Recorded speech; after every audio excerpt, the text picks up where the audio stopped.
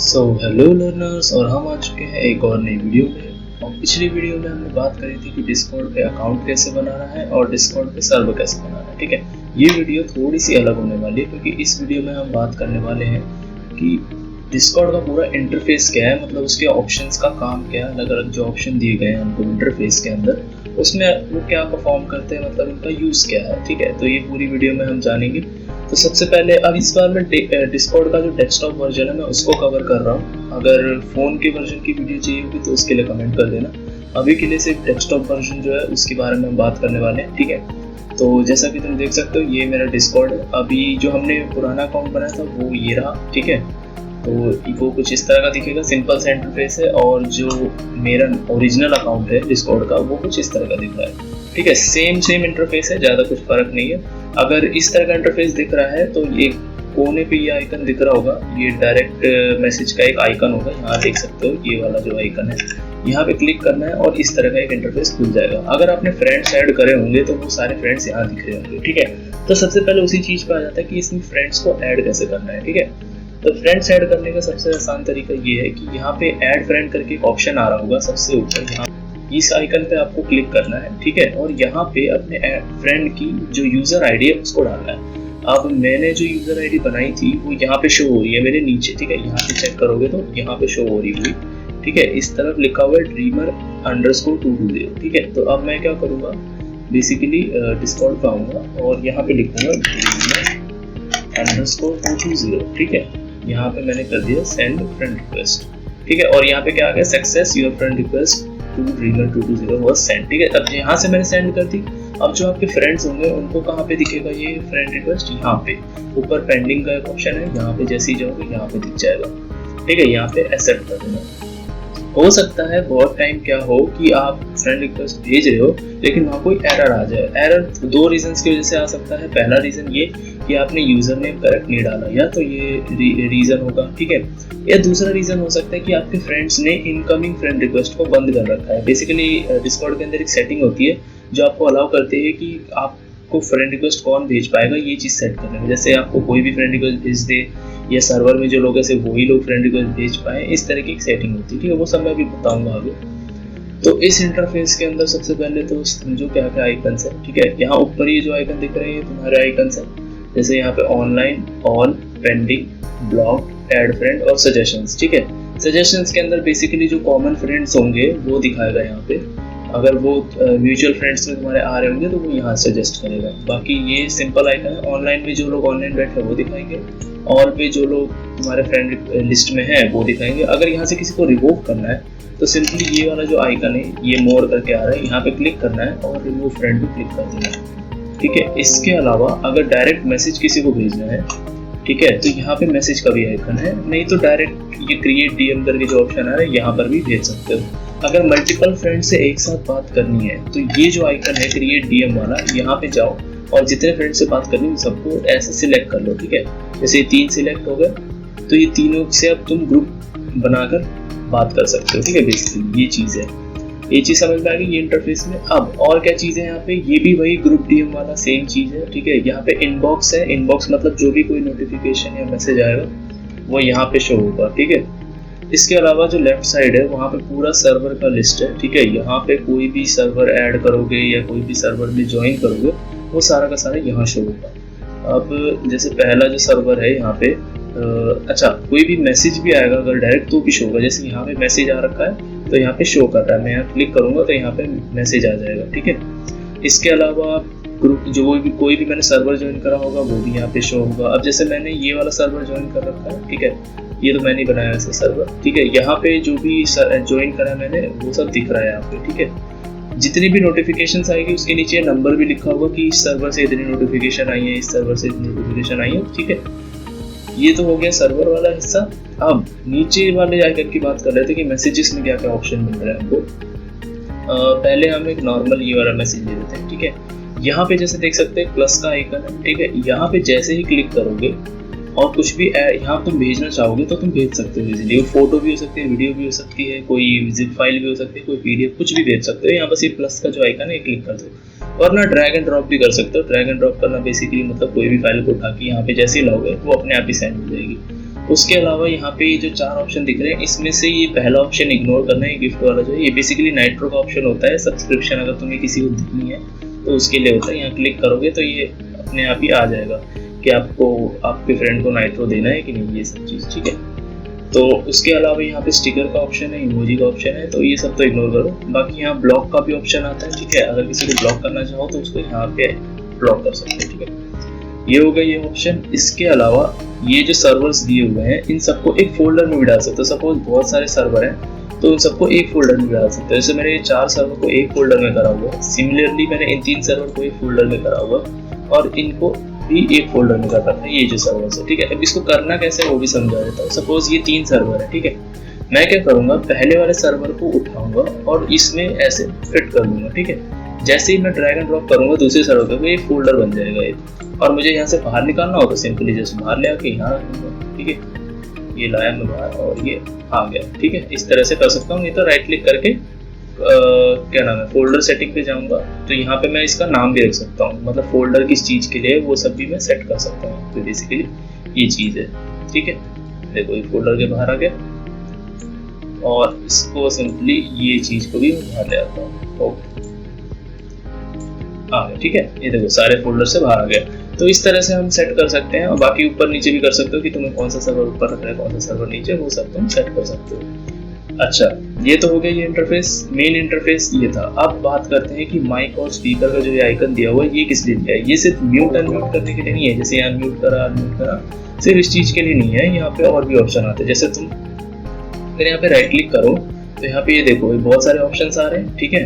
अब इनमें तुम सिलेक्ट कर सकते हो कि तुम्हारा इनपुट डिवाइस मतलब बेसिकली माइक्रोफोन कौन सा होगा। जैसे मेरा अभी जो ये माइक्रोफोन यूज़ कर रहा है वो है रियल टेक का, ठीक है। उसके अलावा हेडसेट का भी माइक्रोफोन है और जो मैंने अभी ये कॉलर माइक्रोफोन लगाया है वो ये वाला है, ठीक है।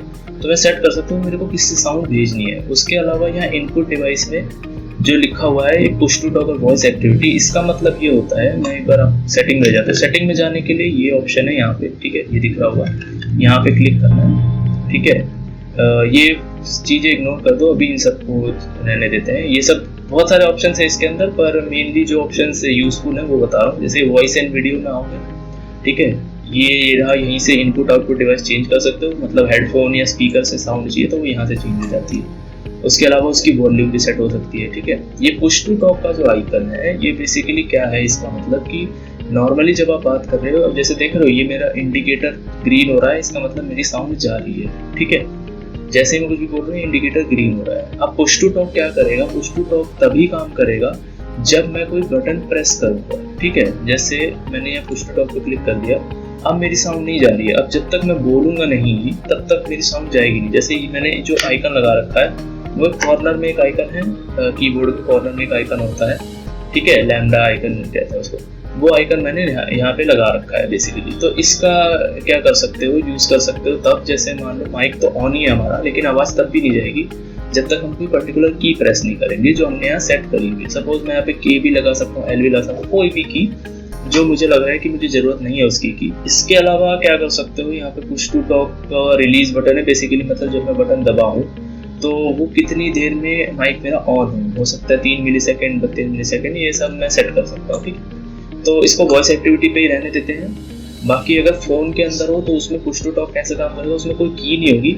जब तक माइक का जो बटन है, ये जो माइक का बटन है, इसको जब तक होल्ड करके नहीं रखोगे ना तब तक ये चालू नहीं होगा, ठीक है, ये चीज़। अच्छा, इसके अलावा हम और क्या देखें, और ये सब ऑप्शन हो चुके हैं हमारे, ठीक है। हाँ, यूज़र प्रोफाइल किसी की देखनी हो तो हम सिंपली जस्ट किसी के भी यूज़र प्रोफाइल पे क्लिक करेंगे। जस्ट ले लेते हैं सपोज ये वाला है, तो यहाँ पे शो यूज़र प्रोफाइल पे करेंगे और उसकी यूज़र प्रोफाइल दिख जाएगी, ठीक है। अब ये जो डिज़ाइंस आ रहे हैं, जैसे मैं दिखाता हूँ, ये मेरी यूज़र प्रोफाइल है, ठीक है। मैं जैसे ही इस पर क्लिक करूँगा ये लेफ्ट साइड में देख रहा थोड़ी सी चमक धमक सी आ रही है, ठीक है।